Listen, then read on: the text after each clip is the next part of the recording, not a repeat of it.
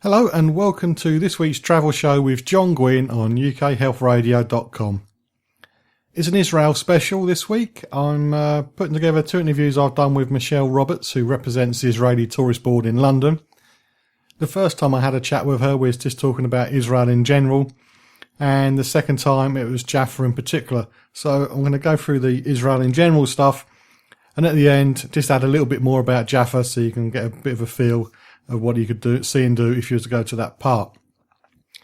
I mean, Israel's quite big at the moment in my area because I'm close to Luton Airport. EasyJet go there, El Al go there. Monaco started flying to Israel as well, all from Luton Airport, so it's quite easy to get to. And there'll be a little bit of travel news at the end, but at the beginning I'm going to mention the Zika virus. You could see this was going to be coming because of all the emails coming from the Foreign Commonwealth Office about 5 or 6 days before the press took off, updating about it. I'm not going to be talking about it on the show because this is also listened to as a podcast, so it'll be out of date possibly when you hear it. So, as with all travel health, always check with your GP for up-to-date information and go from there. Don't listen to your mate down the pub. Go and see your GP, or if you're pressed for time, go to a travel clinic. But for a travel clinic, you will pay for absolutely everything, whereas with your GP, you'll pay for some bits of medication and not for others. But anyway, that's all I'm going to do about the Zika virus on this show now and in the future. Well, though I might repeat, go and see your GP once or twice. But anyway, back on track. Let's find out about Israel as I speak to Michelle. Michelle, is Israel a friendly country to visit? It is very friendly. Once you get over there, you realize that, they like visitors. Mm-hmm. And they love their country, and they love showing off their country. So it is very friendly. I've always found it to be very, very welcoming and nice when I'm over there. It's in the news over here a lot because there's problems, but is it a safe place to go? You'd be amazed how safe it is. My favorite analogy, I guess, is the fact that when I'm over there, I am a single woman, and I have walked around both Tel Aviv and Jerusalem by myself during the day, during the night, late at night too, and never had a problem. And the weird thing is the feeling, because once you get over there, you feel safe. Mm-hmm. I don't do that in my own neighborhood. I live in Walthamstow in London, and I love my little area, but I would think twice about walking around here at night by myself. But when I'm over there in the two major cities, you don't even feel it.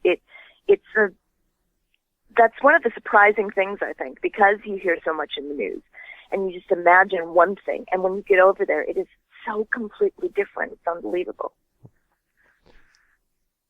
How do you get there from the UK, and how long does it take? Okay.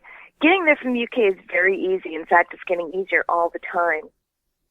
You've got the 3 airlines that are currently there, which is El Al. They fly from Luton and Heathrow. Mm-hmm. You've got British Airways that flies from Heathrow. And you've also got EasyJet. Now, EasyJet is wonderful because, one, they started out just a few years ago, and they started out from Luton. And very quickly they added Manchester. And as of April, they are adding Gatwick. So it's a very good route for them. And if you book far enough in advance, you can get some really good deals. And because there's been a brand new open skies policy that's just been passed within the government, we are expecting to get more airlines in very soon. So it's easy to get there. And it's not a long-haul flight. It's quite mid-haul. It roughly takes 4.5 hours going over and about 5 hours coming back. That's not too bad, is it? Even I could manage No, that. and it's quite amazing, too, because there's not a lot of time difference. It's only normally, for most of the year, it's 2-hour time difference. So what happens is the fact that you can get this completely different feel from the UK, no jet lag, fairly short flight, and yeah, it's quite amazing. When you think about Israel, I'm probably way off the mark here, but is it all desert and religious tours? Now, guess what? You are excused for saying that, because before I started working here, I honestly thought the exact same thing. It's been amazing because I couldn't have been more wrong. First of all, the north of Israel is very, very green. In fact, one of my fun facts about Israel is the simple fact that they actually plant more trees than any other country on the planet. It's one of the few places that you actually go more trees per year than less trees. So the north is very green, lush, beautiful mountains and streams and lots of greenery, lots of forests. The southern half of the country is desert, but what's amazing is when you do a drive through the desert, all of a sudden you'll see these little pockets of green popping up.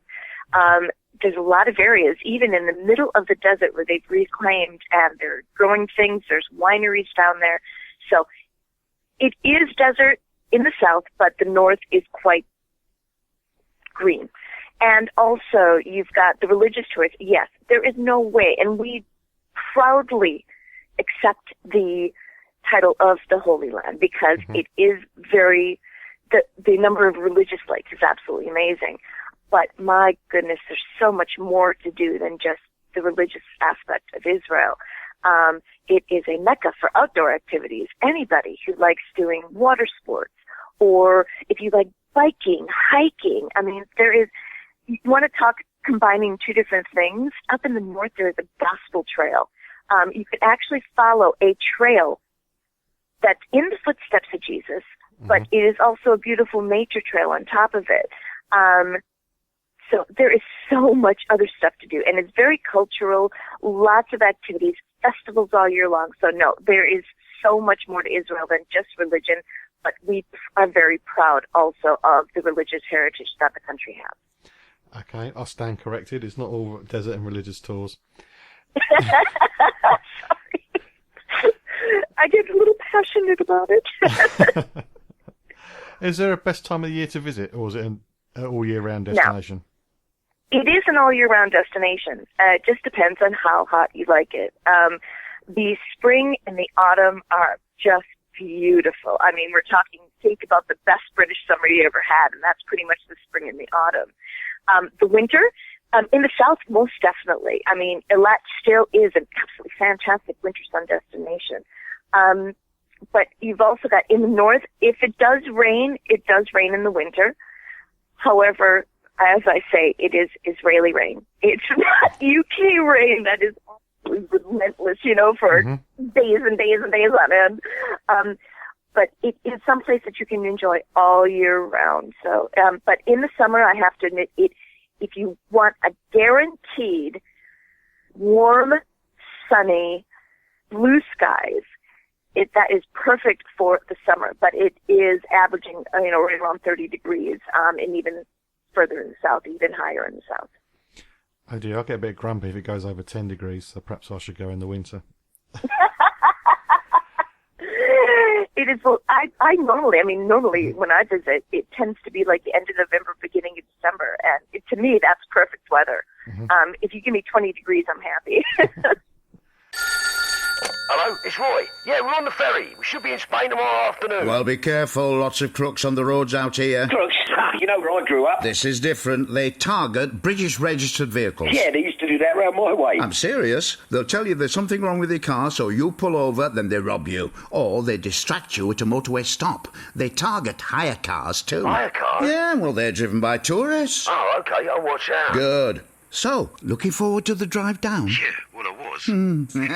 Thieves in Spain have been targeting hire cars and UK-registered vehicles, so be extra careful on the roads. For details, visit gov.uk and search for Living in Spain. You're listening to The Travel Show with John Guinn on ukhealthradio.com. Talking Israel on this week's travel show, well, in between the noises of the aeroplanes going over my house. Quick tip, if you're going to record a travel show or any radio show, don't buy the house at the end of a runway. Not a good idea. Anyway, I'm speaking to Michelle Roberts from the Israeli Tourist Board, and we're moving on to whether you can get away with just being able to speak English or not.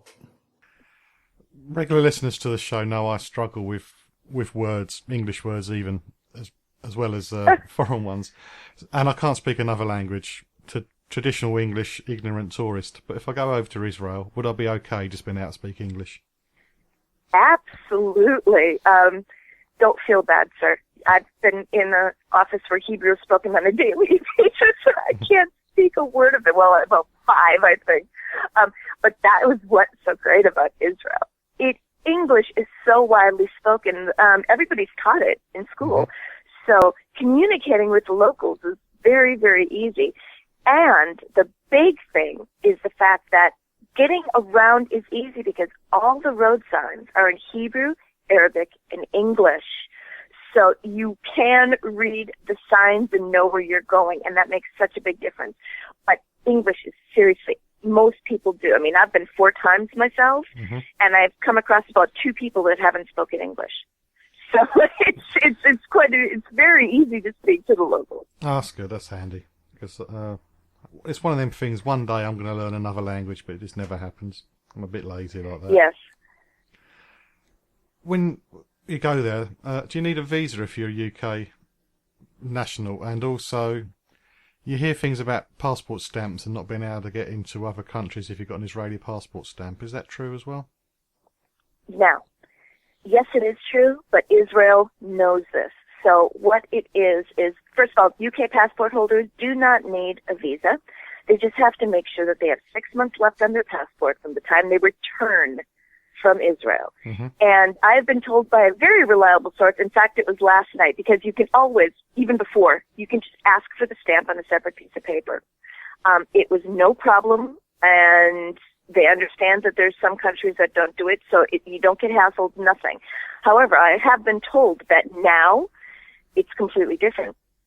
They actually give you a little card when you're going through. So you get, I think, then the person who told me this is they actually take your photo and they give you a card. And so nothing goes into your passport. So there is no problems getting into other countries.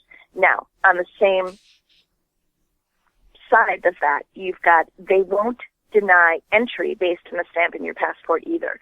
So Israel doesn't care if you've been to Dubai and Abu Dhabi and so many of the Middle Eastern countries that are very popular with the British public to visit. All they do is ask questions, and they ask everybody questions. I tell you, when you get on a flight from Israel, you are probably one of the most confident person on the planet because you know that everybody's been checked when they've gone on that plane. Okay. You've already mentioned the road signs that they're in English, so that's handy if you've got a fly drive. But is it easy to get around? Is there a good public transport network, or is it just a taxi everywhere? No, the public transport network is amazing. First of all, the buses. You've got, like, the major line is like Egged. There's a